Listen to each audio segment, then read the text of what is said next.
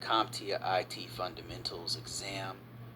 So these codes actually are updated every once in a while. This is the FC0-U51, but it like I said, it gets updated over time. Some of the details of this one are it's going to be 75 question test per exam. It's multiple choice.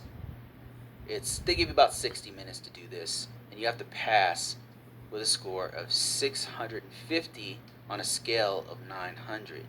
You don't need any prior experience to actually take that test. So just so you understand, some of these tests require that you have a certain amount of experience, and some of them have to be actually endorsed by another person who has that same certification or has a certain amount of years of experience in that field. So it's in several different languages. It only costs $119. Let's say only $119 because some of these are up in the thousands. And it's telling you how quickly this certification is updated. It says about every 3 years is when it's updated.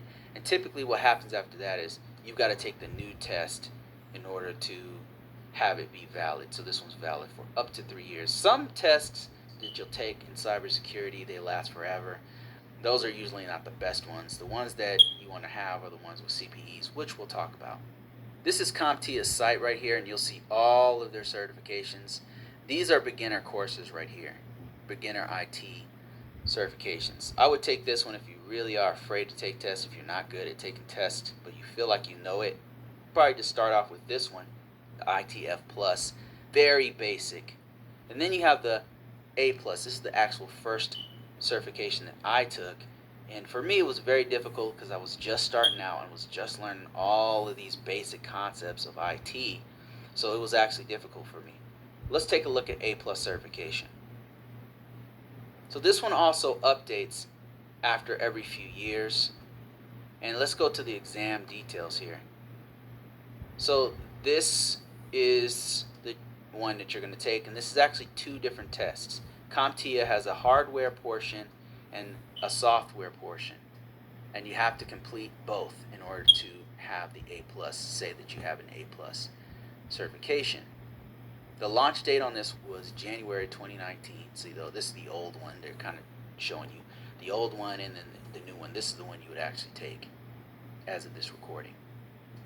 It covers mobile devices, networking technology, hardware virtualization, cloud computing, and network troubleshooting. That's the first test. The other one covers installing, configuring operating systems, expanding security, software troubleshooting, and operational procedures. So it's mostly software on this one, mostly hardware on this one, but there's a lot of crossover between the two. Each exam is 90 questions per exam, and they're both multiple choice.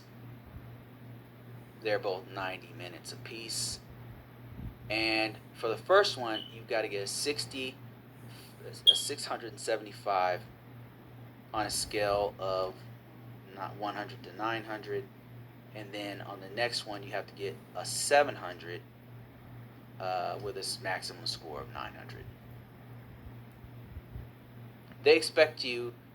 They recommend that you have 12 to 9 months of hands-on experience in a lab or in the field. And this is why I say, if you're just starting this off from scratch, if you've never done any of this stuff before, it's really important that you get hands-on experience. There's really no way around it. You have to touch a computer at some point. You need to do networking.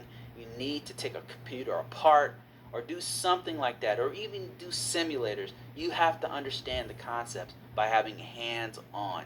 And they're recommending, not requiring, 9 to 12 months hands-on experience in a lab or in the field.